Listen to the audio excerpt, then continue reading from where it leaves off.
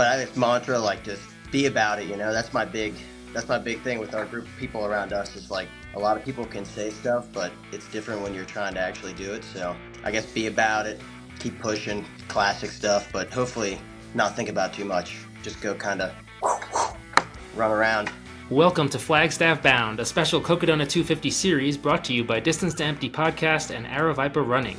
In the lead up to this year's race, we'll be dropping bite-sized episodes featuring some of 2025's entrants. I'm Kevin Goldberg, host of the Distance to Empty Podcast, where we dive deep into 200-plus mile races, just like Cocodona.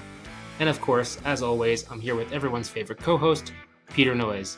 Today we're joined by Cocodona hopeful Dan Green, a guy who absolutely torched the Javelina 100 this last year in under 13 hours.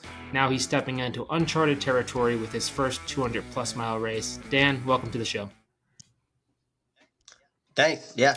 So before we jump into Cocodona 250, can you just sort of give us a quick intro, where you're from and how you got into ultra running? Yeah, I guess quick intro. Grew up and raised in like southern Pennsylvania, very rural area, like lots of farms and stuff. Ran cross country in high school, classic track. Moved to Huntington, West Virginia for school and to run cross country here. And started working at a running shop. I'd worked in one in Pennsylvania too, and then that kind of got me in the community, talking to people. West Virginia's got a lot of like local, nice kind of classic, just down routes, trail races. So a lot of people had ran those, and some of the people I'd worked with were running ultras. And then after I got out of college, that was the logical step for me, given the people I was kind of hanging around. And I've always wanted to do ultras, even from when I was in high school. But it was like, you got to run cross country first. You got to get through school. You can't just start doing them right away, which looking back, probably I could have. You could probably do that now, but then that didn't seem like an option. So, and then I'm here today. So this past October, you ran Javelina and absolutely torched it, under 13 hours. So what drew you to make that jump, from the 100-mile distance, being so fast, up to 250 miles? Yeah, that's, it seems kind of interesting, like on paper, looking at what I've done and what I want to do this year at Cocodona. But kind of like what I said earlier, I've always wanted to do long races, and people tell you, oh well, use your speed now, go do 100Ks and 100-mile, which 100-mile not even really 100Ks, 50Ks, whatever. But I mean, I've wanted to do Cocodona for the last probably 2 years, but didn't really. I held off on it because I was like, well, that's not what I should probably do. But now the way things are going, it's like, to be honest, maybe I ran kind of fast at Javelina, but I think you're going to need that in the 200s this year or next year or in the next couple of years. You're going to need that kind of 100-mile speed anyway. So hopefully I can be on the front end of that instead of chasing. Yeah, I think that's it's definitely a good catalyst into these 200s, especially as they get more and more competitive. So first time 200 milers, they're always talking about how different the challenge is from the 100-mile distance, not just physically, but even more so mentally. And there's just so many logistics. What has you the most excited about stepping up to this, 2.5 time distance of the other long distance races you've done? What are you most excited about? What are you most nervous about? Yeah, I'm really excited about the distance, obviously. The time you get to be out there doing something, it's like a little vacation for me. It might be painful, it might not, who knows, but it'll be fun to be out there that long and just kind of not have the stress of like, which is why I like hundreds anyway. But I mean, you go to a race like a Javelina type thing, and the stress at the start line is you're starting out pretty quick, so it's a little more tense. So I kind of like that you can just kind of roll up to the start line and everyone's like, all right, we're going to go. Let's all go. And then you just kind of mosey on into the desert. So that's I'm looking forward to that, not being super stressed out. All the work is done now. So it's like, once you get to that point, it shouldn't be too stressful. So I'm excited for the time out there with people. And yeah, just excited to see a bunch of parts of Arizona on foot and traverse the state a little bit by manpower. So another big difference between the 100 and the 200 plus is sleep. So have you thought yet about your approach to sleep, how you're going to tackle that? Yeah, I've got some really good people in my on my crew that I trust and value their opinions. And um, one of the guys ran Cocodona last year, and I helped him with that. Ryan and another guy Isaac, who have ran, I think, two or three 200-mile plus races, and they're definitely kind of hinting at like maybe when I should sleep, like should I plan sleep, like when do we want to do that. I'm not 100% sure what my strategy for sleep will be yet. Half of me, I think, is just on the side of I'm just going to run until I take little naps, like maybe no planned sleep. I don't really want to be comfortable at all during the whole race, so I would prefer not to probably lay down in a car. I'll probably just lay on the ground somewhere and just get up and keep moving. So hopefully no planned sleeps and just kind of lay down on the ground somewhere and sleep. That's the plan so far. So I love the goal of not being comfortable the whole race. I think it's an easily attainable goal at a 200 if you want it to be that. Yeah. That being said, how do you go about accomplishing that goal? What have you used in maybe hundreds, say, or at Javelina last year, like when things get really hard or dark, like what sort of mental tricks have you used to push through those moments? Do you have a mantra or mental strategy that kind of helps you stay strong when things get really tough? Yeah. Javelina was one of those races where I didn't have any dark spots. So I think one thing I've learned in the short amount of time that I've been doing these races compared to other people is, I think about it every day, like every run, every time I'm running, I'm just thinking about, this is me during the race. So like you kind of run the race in a sense in your mind before you've done it. So hopefully I don't hit any dark spots and I can just kind of do my normal things, which are just like not think about anything um, except like fueling and running and moving and you know that kind of stuff. I'm sure I'll think about more stuff than I normally do because it won't be as like regimented as something like Javelina, where it's like, okay, every so often I have to do this and do this and do this, and you do it over and over and over again, and you can't miss anything because if you do, you're screwed because it's moving so fast. This will have a lot more time to kind of you know space out in your own mind, I'd imagine. But I think mantra like just be about it. That's my big thing with our group of people around us is like a lot of people can say stuff, but it's different when you're trying to actually do it. So I guess be about it, keep pushing classic stuff, but hopefully not think about too much. Just go kind of run around. Yeah. So, what about the physical preparation? Are you changing anything up in your training to get ready for Cocodona? Things like more back to backs or changes in your volume. Yeah. So I've changed a lot. I definitely amped up the mileage and the time. The time was the big thing for me, which I still haven't really gotten to. Um, Probably the time goals that I want as far as per week. But yeah, went from like probably 90 to 120 miles a week, give or take, it like maximum to like now 100 to 160 plus mileage. And then I've been doing a lot of like stair climber and working out a little bit more, like doing some more strength and core stuff. And then the big thing, besides obviously the mileage and time, but yeah, I guess backtrack. The time went from like probably 15 to 18 hours a week to about 17 to like 25 hours a week of training. And then um, I've been doing a lot more trail. This is the most trail running I've ever done in training ever. So I run trails at least once a week, and it's usually on Sunday. And I have a great group of guys, and we'll run probably 3 to 6 hours on Sunday, depending on the week for everybody. Because the one kid we're running with, he's doing Cocodona.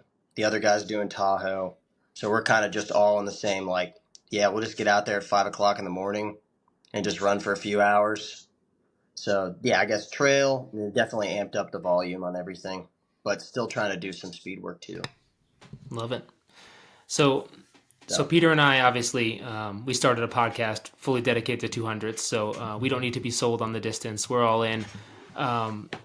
Want to know what it is about Cocodona that made you choose this one? I mean, Peter and I have run most of the major 200s out there. I'll be back for year 4 this year myself at Cocodona. There's something about it that just keeps drawing me back. I could answer this question, but you're the guest here, and I want to hear what made you choose Cocodona. I love Arizona. I mean, I've done Black Canyon 3 times, Javelina twice. Um, yeah, I just love the state. I love the desert. I love the heat. Um, Aravaipa races always historically, I mean, just perfectly done in my for my experiences. They've always been really great. But the 250, I think it's like one of the classics. So I think as far as in this country, like Cocodona has definitely risen in popularity. Like not just people who want to do it, but people who tune in and watch it. So I think visibility wise, it's a good race to do. I love Arizona. Um, yeah, it's that's basically it. I mean, it's a fun, fast race. It's going to be competitive, so I think that's cool too. But yeah, I guess just the fact that it's in Arizona, really, I just love the desert and I love it out there, and we get to kind of get a little taste of every climate, you know. Yeah, for sure. I think that's why a lot of us love it. It's crazy all the different areas you get to go through Oh and yeah. experience. So to wrap things up here, we've prepared a number of quick questions to fire at you. So the first one. So what section of Cocodona are you looking most forward to? Uh, Probably the first 50K, the first section. I'm not super familiar with all the aid stations and all the stuff like that yet, just because I mean, it should be flagged, so I'm not going to think about it. Of course, it'll be marked, so whatever. But the first section, I think, will be fun because it'll be super hot and kind of sketchy, and get it out of the way, and yeah, it'll be get a good bit of climbing in there in the beginning. So looking forward to that. Yeah, that first 50K is it you get real thrown into the adventure real quick. It's fun. Yeah. Yeah. Well, I guess I'm looking forward to Eldon again too, even though it's reverse this year. I Yep. think. Because I got to finish the section. I got to do the last 20 with my buddy Ryan last year, and that was just a super cool experience. I'm bummed we're not going to be just cruising down the smooth side to finish, but that's okay. Yeah. It It'll it'll it'll be nice to walk and run up the other Yeah, side. yeah, that's I'm wrapping my head around that too. It's nice, like you know, pros and cons. All right, how about the flip side of that question? Is there any section of the course that is the most intimidating to you, or something you're maybe not looking forward to seeing? Bring Nah, it on. it'll be good. Cool. Hopefully, I get to see. I would be bummed, I guess, to miss like really pretty sections if I have to go through them in the Yeah, dark. So that's the only that'll be yeah, a bummer. Uh, Plus, I don't. I guess at night I don't like being super cold, so that's I know that it gets pretty cold. So hopefully I can stay warm with enough hand warmers and puffers. I should be yeah. perfect. I've done the Sedona section, which arguably the most beautiful section on the course. 3 years in a Yeah. row, I've done it in the dark. So Oh I man. paced it. Yeah. You just need to slow down. I always do it in the day. All right, maybe I'll slow down. Yeah. All right. So what shoes are you going to start the race in? You know, that's a big one for me. I work at a running shop, so I'm like really a big shoe person. Um, I couldn't tell you. I mean, I probably maybe some Asics, maybe some Solomon stuff. Maybe I'm probably gonna wear a lot of road shoes out there too, just because. Um, I couldn't tell you to be honest. A mixed.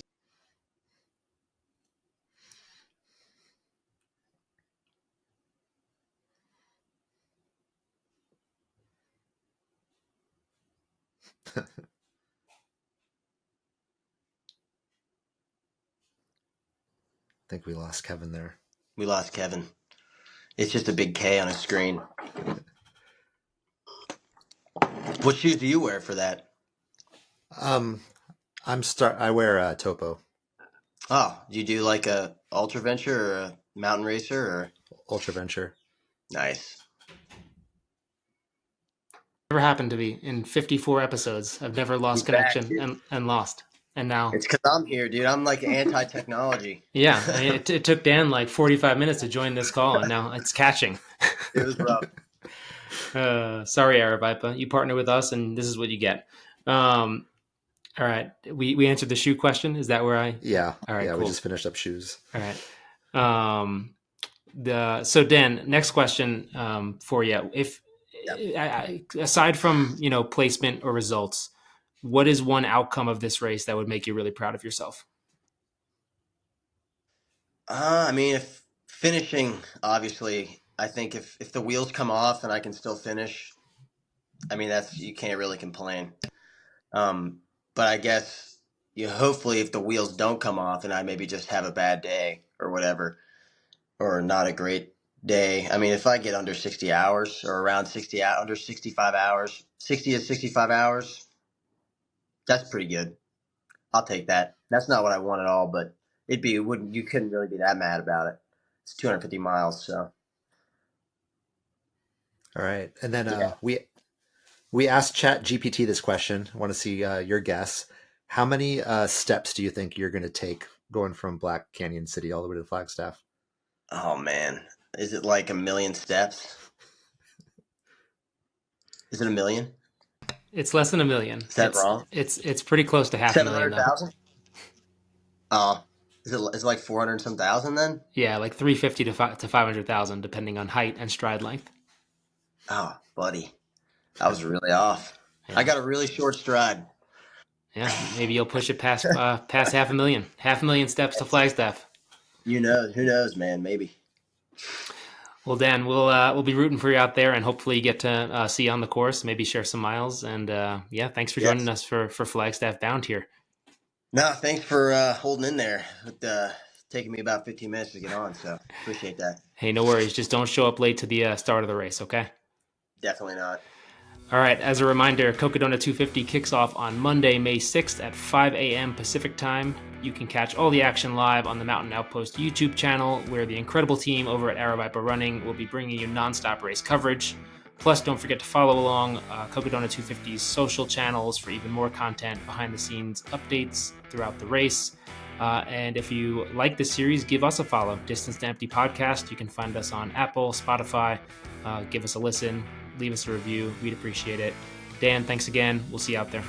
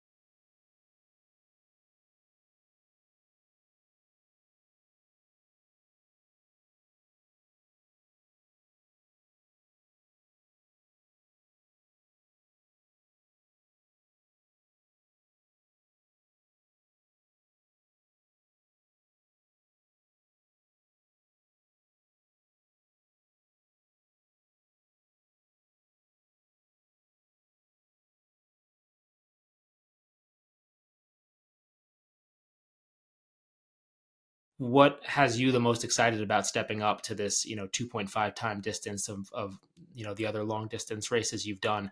What are you most excited about? What are you most nervous about?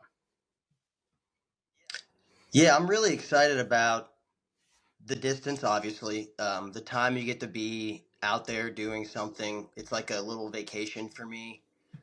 It might be painful, it might not, who knows, but it'll be fun to be out there that long and just kind of not have the stress of like, which is why I like hundreds anyway. But I mean, you go to a race like a javelina type thing, and the stress at the start line is you're starting out pretty quick, so it's a little more tense.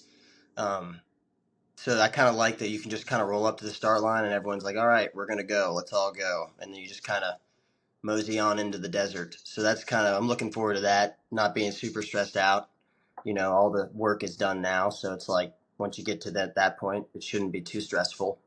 So I'm excited for the time out there with people, and yeah, just excited to see a bunch of parts of Arizona on foot and traverse the state a little bit by manpower.